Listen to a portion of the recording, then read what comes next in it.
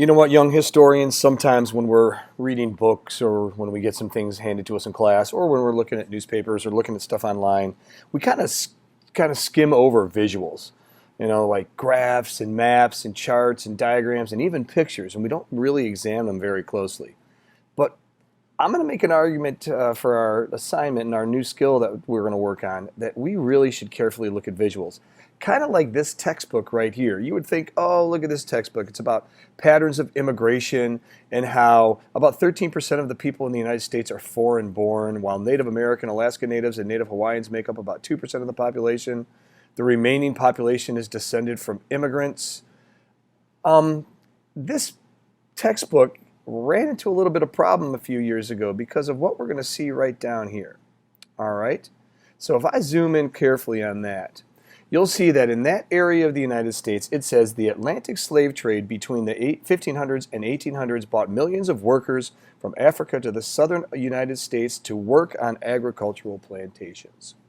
Now, I want that to sit in for you, with you just for a second there. That brought millions of workers from Africa to southern United States to work on agricultural plantations. Is there anything wrong with that? Well, according to Kobe Burren and his family, when he read that textbook in the Houston area, he had a problem with that caption. He actually came home and said, you know what, Mom? African Americans, they were really hard workers, because it doesn't mention slavery at all. It's almost like those people had a choice to immigrate. So we need to make sure that we carefully read every aspect of a map. And I think that's that's how I'm going to introduce this visual analysis that we're going to start. So visual analysis is pretty much essential for you guys now because we get so much stuff that is visual. That's how we get a lot of information, whether it comes to us on TV, online, on our phones. There is so much information that is conveyed to us beyond the written word or the typed word. And so what we're going to do is we're going to take a look at antebellum slavery. And we're going to look at it through some charts, some graphs, some maps, and see if not only we can learn about how slavery grew in the antebellum era, but also how we can improve our visual analysis skills. In order to complete this introduction to visual analysis and to learn a little bit more about antebellum slavery, you're going to need your handout called A Visual Analysis of Antebellum Slavery, creative title. Okay? And I'm going to take you through the first one here in class, or here if we get to it in class, but we're probably not going to get to it. So I'm going to go through the first one here using this graph right here. These graphs that you're going to see on your handout, they're really small, but there are big ones available on AmericanHistoryRules.com. So you're going to want to open up those big ones. It's real easy. You'll see the link right by where this video is going to be. We're going to use a process that I am not copywriting because I don't know if I can copyright it, but I'm going to call it TAF Steps to Successful Visual Analysis. Okay? This is anytime you want to visually analyze something, these are the steps that I think you should take. Okay? First off, I want you to look at all components. You got to read the whole map, the chart, the graph, or the diagram. There are little parts of it that might be very important. So you got to look at everything. Then always look at the title because you're going to get information out of that title. Okay? And you look at the title because it's also going to tell you what kind of information you think you should be getting out of that visual. Always look for a legend or a key, especially if it's a map, and figure out what information that provides. And then you make observations. And as we've been talking about in class already, I want you to develop questions. They can be lower level and they can be higher level. Any questions about the topic of the image or the diagram? Sometimes when you analyze visuals, you have to answer specific questions like the ones that teachers pose to you, like me. And then you summarize, you make generalizations, you make general statements. What does this chart or map really tell you? And then you close with any more questions. That's how you visually analyze a graph, map, chart, or whatever, especially in the social studies, which is what we are. So let's look at the first one here. All right, if you take a look at this map, and you can look at it big online as well. You can blow it up, you can zoom in on it. Look at all components of the map. All right, just kind of look at it. Take a couple seconds or press pause. Now we want to look for the title. So if we're looking at the title, let me get a little drawer here, a little pointer.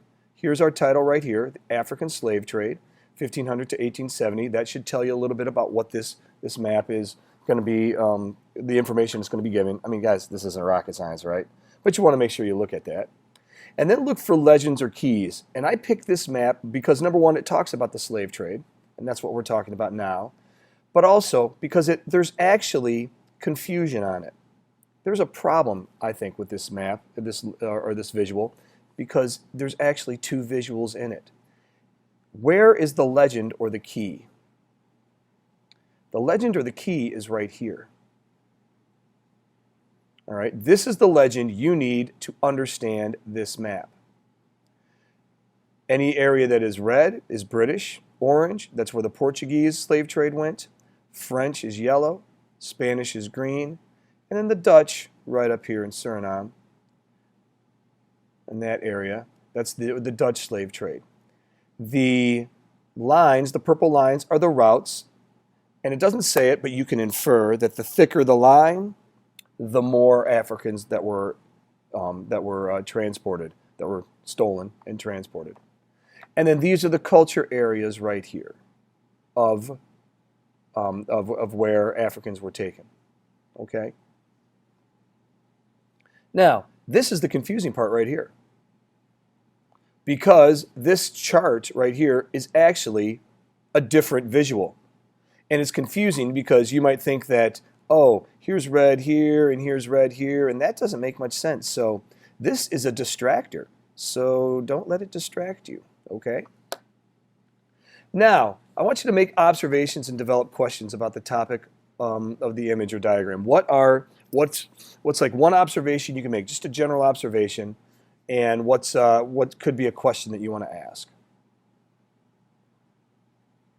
Once you're done with that, you're going to answer specific questions that I pose. Take a look at the first one. From what part of Africa did most of the transatlantic slave trade originate? All right, what part of Africa is most of the slave trade starting from? It's not the east, it's not the north, it's not the south, it's the west coast. This is actually called the Gold Coast of Africa, the Ivory Coast of Africa. It's also known as the Slave Coast of Africa. Second specific question. To what part of the Western Hemisphere did the largest number of enslaved Africans arrive? Take a look. And hopefully you wrote down that the largest number of enslaved Africans arrived in South America. We can tell by the thickness of the lines here. Okay? You can notice that there were some Africans that were transported up to the north, all right, but the largest number went to South America. And third, what countries appear to be the most involved in the transatlantic slave trade? Now we could list these down here, but which ones are the top ones? It should become pretty obvious. The top ones are the Portuguese and the Spanish. The top ones are the Portuguese and the Spanish. Okay? Then, can you summarize the overall generalization or generalizations that you can make from the chart and make from your observations? What's a general statement you can say about the African slave trade in 1500 to 1870? A general statement. And then the last thing I want you to do is, in this case, I want you to pose one higher level question about the information in the visual. Think about the higher level questions that we worked on in class and pose one of those questions. What's one upper level for that, the analysis, synthesis, and evaluation? Okay? Try to come up with one of those and think about the stems that I gave you in your assignment. Now, it's your turn to do it. And so there are 5 graphs, charts, visuals that I have for you that I want you to look at. You're not going to be able to look at them on your handout themselves because they're just too small, and I didn't want to spend so much paper because I copied a lot for the last couple days. But these are the charts that I want you to look at. And for each one, I want you to go through that visual process, but you're going to do it a little quicker and not in as much space. All right? If you want to check your answers, there's an answer key online. All right? You're doing this for two reasons. Number one, so that you can, actually three reasons, now that I think of it. Number one, so that you can explain the interrelated factors that led to the growth of slavery. I mean, that's one of our big questions. How did slavery grow in the United States? The second one is that you can analyze graphical information. That's the visual analysis thing. And the third one, though, is I want you to work on making questions. All right? So you're going to see a few of these. There's going to be text involved on some of them. All right? You can check your answers. Got it? Eventually, you're going to take a little quiz online. Visual analysis, the growth of slavery in the United States. You can see what the target is right here. It's a quick quiz. It's all about assessing your ability to analyze graphs, maps, and charts about the growth of slavery. It's skill-based. To take it, all you got to do is complete it alone. Do it in one sitting. Your email address is going to be recorded when you submit the form, your GAA account. And then you're going to go through, pick your section. Actually, I'll change those numbers. And you're going to answer the questions and then submit it. If you don't get them all right, do it again until you get them all right.